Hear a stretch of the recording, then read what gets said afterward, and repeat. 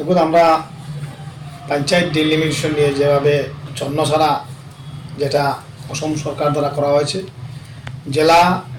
Delimitation committee যেটার নেতৃত্বে ছিলেন ডেপুটি কমিশনার এবং সিও জেলা পরিষদ এবং নির্বাচন আধিকারিক হাইলাকান্দি।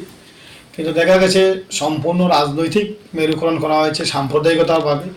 যেখানে ডিসি, সিও, জেলা পরিষদ, নির্বাচন আধিকারিকের কোনো ভূমিকা ছিল না। যেটা বিজেপির কয়েকজন নেতা, পাতি নেতা, তারা নিজেদের মধ্যে আলাপ আলোচনা করে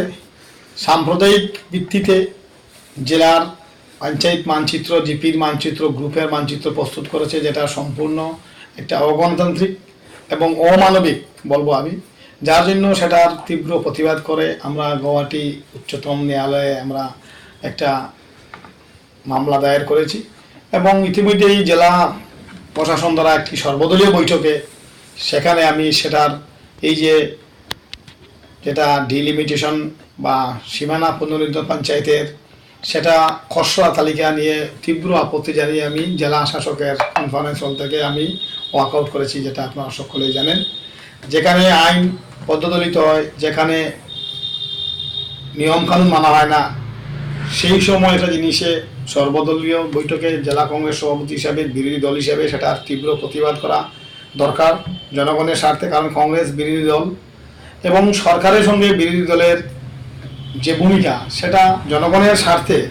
বিরোধী দলের ভূমিকায় আমি গ্রহণ করেছি এবং পরবর্তীতে গৌহাটি হাইকোর্ট বিচারাধীন সেই মামলার স্থগিতাদেশ দিয়েছে যে এই ডিলিমিটেশন প্রক্রিয়া সরকার কীভাবে করেছে সেটার ব্যাপারে হলফনামা দাখিল করার জন্য। কিন্তু বন্ধের সময় হাইকোর্টে 28 ডিসেম্বর একটা গভর্নমেন্টে একটা নোটিফিকেশনের জন্য পঞ্চায়েত রাজ ইলেকশন করানোর জন্য হাইকোর্ট থেকে একটা অনুমতি চেয়েছে, যেটা হাইকোর্ট ইতিমধ্যেই 9 জানুয়ারি পর্যন্ত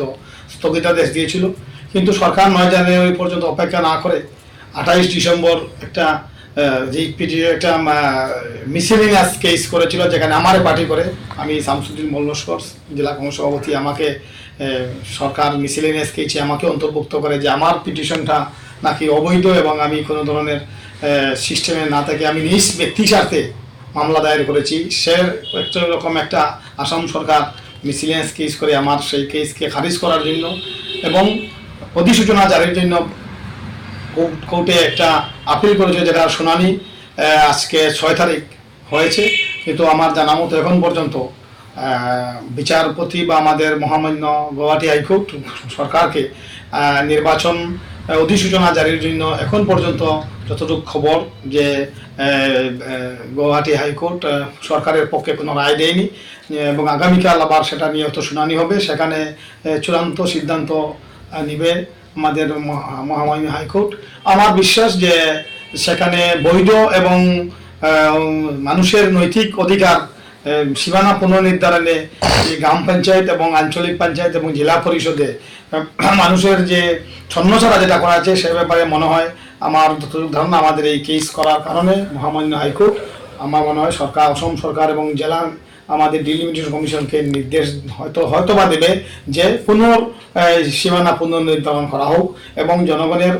জনগণের স্বার্থে এবং সরকারের নিয়ম নীতি মেনে যেভাবে অসম পঞ্চায়েত রাজ 1994 ইংরাজিতে যেটা সিস্টেম, সেই সিস্টেম অনুযায়ী হোক করার জন্য। এবং আমাদেরও একটা দাবি যে মহামান্য হাইকোর্টের দ্বারা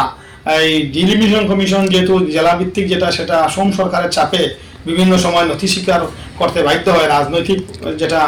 যে চাপ থাকে সেই চাপ থেকে মুক্ত হওয়ার জন্য আমরা হাইকোর্টে আমাদের উকিল দ্বারা একটাই অনুরোধ করব যে আসাম সরকারের এই যে ডিলিমিটেশন প্রক্রিয়াতে যাতে হাইকোর্ট হস্তক্ষেপ করে এবং নিশ্চয় আগামীকাল একটা চূড়ান্ত সিদ্ধান্ত মহামান্য হাইকোর্ট নেবে। এতে আমার মনে হয় যে অসম সরকারের যে দ্বিচারিতা এবং সাম্প্রদায়িক মেরুকরণ এবং মানুষের যে নৈতিক অধিকার লঙ্ঘন করার যে চেষ্টা করা হয়েছে সেটা হাইকোর্ট সেটা ব্যাপারে হস্তক্ষেপ করবে এবং আগামী দিন হয়তোবা হাইলাকান্দি তথা আসামের বিভিন্ন জায়গায় সত্যিকারের অর্থে মানুষের স্বার্থে পঞ্চায়েত ডিলিমিটেশন প্রক্রিয়া সম্পন্ন হবে।